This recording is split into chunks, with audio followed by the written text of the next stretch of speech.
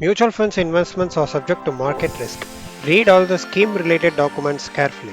We're just providing some reports and insights for you which would be helpful for you to make an investment decision. Funds Learning Data Servicer team is not responsible for the individual who has incurred loss. Welcome to Data Servicer YouTube channel. I'm thanking for this day and wishing you all the best for what you do today and in future. In this video, I'm going to discuss about what are all the factors that you need to concentrate to strengthen your mutual fund investing. I'm going to provide you the overview of mutual fund data points that we have analyzed with the help of our funds learning team. So these insights are extracted from various sources clubbed, and we have did the consolidation and providing you with the detailed explanation for better understanding. Whatever be the investment apps you took, say for an example Grow, ET Money, In Money, Queda, Coin by Zerodha, and other investing apps, you have to sign up and need to do the KYC before starting to invest into mutual funds. So after completing your KYC procedures, you can add money to your investing app wallet or even enable the easy pay system to auto debit from your linked bank accounts. So this is how you would get started to invest in mutual funds. So the next big and important step is choosing the right mutual funds for investing. We are here to guide you and we will make sure that before the end of this video, you will have some better idea for choosing a right mutual fund. As you could see, like there are around 750 plus mutual funds available that can be bought through investing apps, whereas some mutual funds need paperwork. They need to be bought manually. With the help of the investment apps that I have listed now, you can start investing in these mutual funds. So from our analysis, we have covered around 782 mutual fund till date. And here is the breakdown of these mutual fund. Let's focus on expense ratio. When you are first trying to invest in a mutual fund, you have to focus on expense ratio.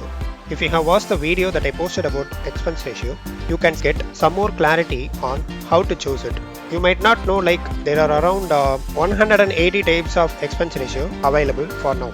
In the video that I have posted, I have provided the information that choosing an expense ratio from 0.5 to 0.75 is a good one, and less than 0.5 is still more good, and exceeding 0.9 is high. If you don't know the reason why I am stating these percentage numbers, kindly watch the expense ratio video and continue here. The least expense ratio is 0.04 and the highest one is 2.28. From our analysis on these 782 mutual funds, 343 mutual funds that comes under less than 0.5 and 117 mutual funds that comes between 0.5 to 0.75 and 95 mutual funds that comes between 0.75 to 1 and 206 mutual funds that comes between 1 and 2, and there are 11 mutual funds whose expense ratio is greater than 2%. In order to get your returns as expected, you have to choose your expense ratio under these categories, that is less than 0.5 and 0.5 to 0.75. You can also choose mutual funds whose expense ratio is between 1 and 2 or even greater than 2. You can get fair returns if you hold for long term. The next factor that we need to consider is NAV. NAV is nothing but net asset value. If you have missed to watch the video that I have posted about NAV, I'm just providing you the link in the description.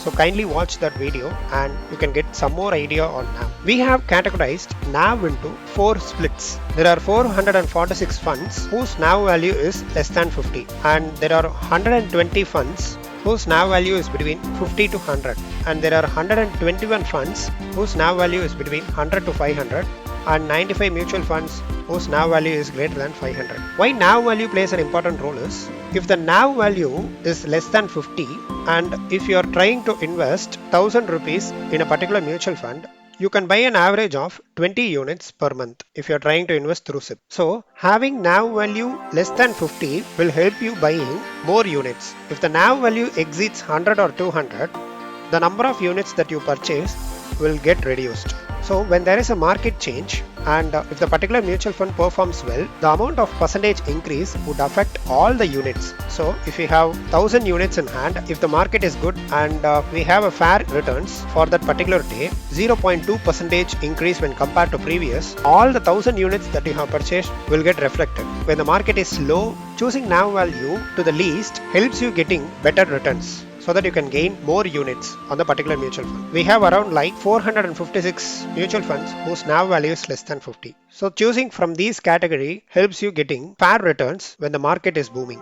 The next factor that you need to take into consideration is exit load. If you have watched the video that I posted related to exit load, you can get more idea of how exit load affect your returns when you are buying or selling a mutual fund. So exit load ranges from 0% to 7%. We have analyzed 13 exit load from these 750 plus mutual funds.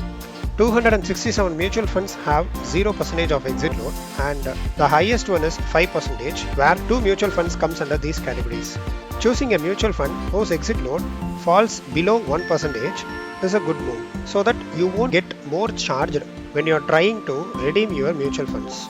So we have 25 mutual funds that comes under 0.007 and 2 mutual funds under 0.05, 12 mutual funds under 0.1, and we have 42 mutual funds whose exit load is 0.25% and 2 mutual funds whose exit load is 0.75%, and we have 383 mutual funds whose exit load is 1%. Choosing exit load from these categories helps you preserving your return percentage when you are redeeming your mutual fund units. So I have given an overview of the number of funds that comes under the above categories: expense ratio, NAV and exit load. If you want the list of mutual funds that comes under these categories, you can purchase from our premium window, and this is how our premium window looks. So we are also providing some free version where you can just click and download the Excel report of how it looks, and based on the report structure you can start purchasing from these categories. So in this video I have covered about expense ratio, NAV and exit load. I'll be just explaining the other factors that I have listed in the premium window in the upcoming videos.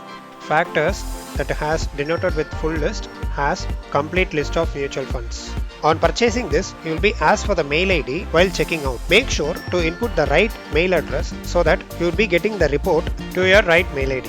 We update this data 2 times in a month, so check for the last updated date and get the reports downloaded. If you find any queries or concerns about the payment or receiving the reports, you could just drop us a mail to yourdataservicer@gmail.com. That would be great if you just provide the transaction number in case of any payment concerns, or you could just shoot a mail for any other queries. The next video I'll come up with other different scenarios that I have shown you in the premium reports. That's it I have for this video. For more details, please visit our website dataservicer.com. To get the reports, visit our premium window. To get to know about the data points, visit our data point window. Follow us on Instagram, Telegram and LinkedIn for more updates. Stay notified and stay subscribed for more data.